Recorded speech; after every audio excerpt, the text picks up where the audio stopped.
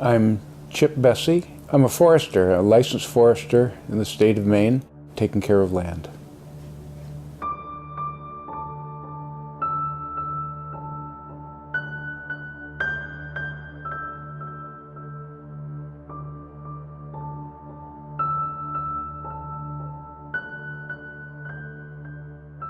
Looking after logging operations, winter provides great opportunities for us to go into places where logging is a good idea, and yet it can be wet. So frozen ground is a real opportunity for timber harvesting without damaging the land.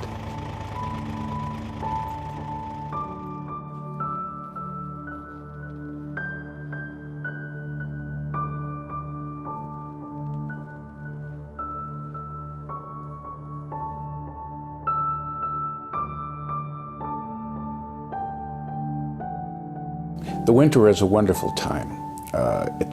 Everything is clean in the forest.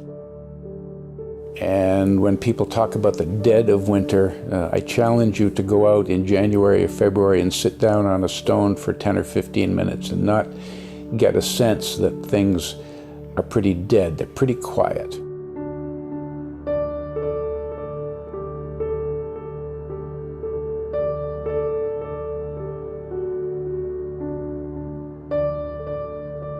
And yet, if you can go out after a fresh snowfall and see the tracks, you realize how much is going on top of the snow and sometimes underneath it.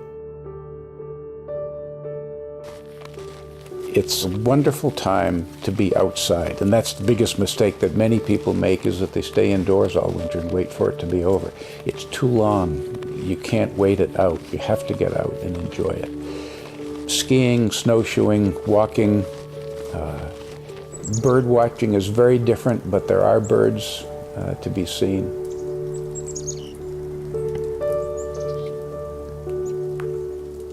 That's what I'm passing on to my children as well.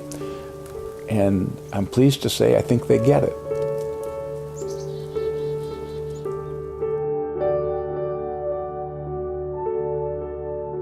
I can trace my family roots back 200 years. So I've lived here a long time.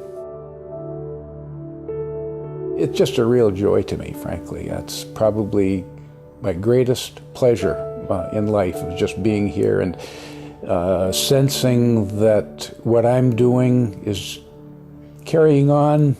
And now, of course, there are grandchildren, and that's the next step of the next group of people to mentor and to give them an appreciation of what we have here.